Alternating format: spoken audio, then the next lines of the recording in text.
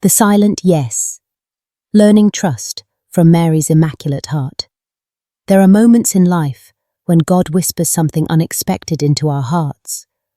Moments that challenge our comfort, shake our plans, and invite us into a path we never imagined walking. Some people run away. Some resist. Some ignore the whisper. But once, over 2,000 years ago, there was a young girl who didn't run, didn't resist, didn't hide. She simply said, yes. And that quiet yes changed the history of the world. Tonight, on this beautiful Monday of Advent, we reflect on a truth we often forget. God doesn't need grand gestures. He just needs our small, honest, trembling yes.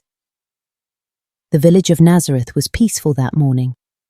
The sun stretched across the rooftops, lighting up the small houses, the dusty paths, and the humble workshop where Joseph worked. Life moved slowly, simply, unnoticed by the world. Inside a modest home, Mary was preparing the day's tasks. A teenager, barely 14, yet filled with a quiet maturity that seemed older than her age. She swept the floor, folded the cloth, and carried a calm gentleness that made people feel safe around her. Mary lived ordinary days, but her heart was anything but ordinary. She had learned to listen, to stay still, to trust in the unseen God. And one morning, a morning like any other, everything changed. A sudden stillness filled the room, as if the air itself bowed down.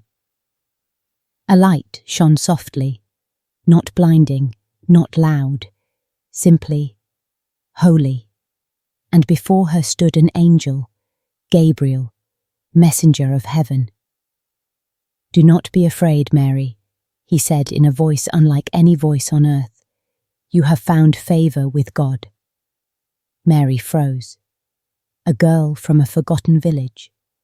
Found favor with God? Gabriel continued, "You will conceive and bear a son, and you shall name him Jesus. He will be great and called the Son of the Most High." Mary's heart raced, not out of fear, but wonder. "How can this be?" she asked quietly. And Gabriel replied with words that would echo throughout the centuries. "The Holy Spirit will come upon you, for nothing is impossible for God."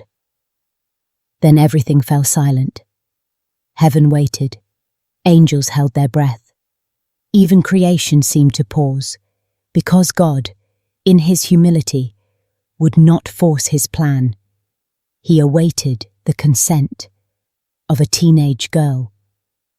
And then Mary spoke, not loudly, not dramatically, but with a courage deeper than oceans. "Behold, I am the servant of the Lord. Let it be done to me according to your word." With that whisper, the word became flesh. Heaven touched earth. The eternal entered time. Mary didn't fully understand what awaited her. She didn't know the hardships, misunderstandings, dangers, or the sword of suffering that would one day pierce her heart. But she trusted. She surrendered. She believed that God's plan was better than her fears. Her yes didn't come from certainty, it came from faith. And tonight, her story invites us to reflect. How many times has God whispered something to us, and we hesitated? How many times did he invite us to change, forgive, begin again? And we stayed still because we were afraid. Mary's story isn't distant. It's not just ancient history. It's the story of every person who wants to follow God, but doesn't always understand his plans. From Mary, we learn three profound truths. God often works through the small, the hidden, the ordinary. Mary was not wealthy, not famous, not influential. She lived in a village no map cared about. Yet God chose her, because greatness in God's eyes is not status, but availability. Sometimes we think our lives are too small, our abilities too limited. But Mary teaches us, when we offer God our littleness, He fills it with His greatness. Faith is not understanding everything. It is trusting the one who does. Mary didn't have all the answers. She didn't demand a detailed plan. She didn't ask for guarantees. She simply said, "I am yours. Lead me." We too need that courage. The courage to trust God when a relationship breaks, a dream collapses, a job ends, a door closes, or a new chapter begins unexpectedly. Sometimes God doesn't give clarity. He gives an invitation. A single yes can transform not only our life, but the lives of many others. Mary's yes brought Christ into the world. Our yes, even if small, can bring His light into our family, our workplace, our community, our friendships, our future. Every act of forgiveness, kindness, obedience, or faith makes space for Jesus to enter someone's life. Tonight, as we end this reflection, imagine Mary's quiet room in Nazareth. Imagine her humility, her simplicity, her courage. Then imagine her smile, the smile of a young woman who trusted God more than her fear.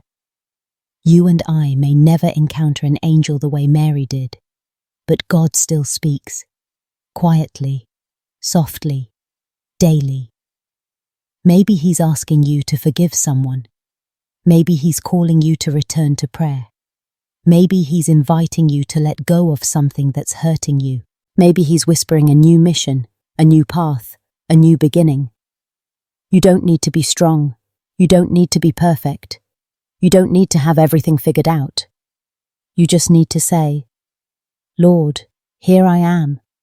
I am yours. Let your will be done in me." And when you do, heaven will open a little wider.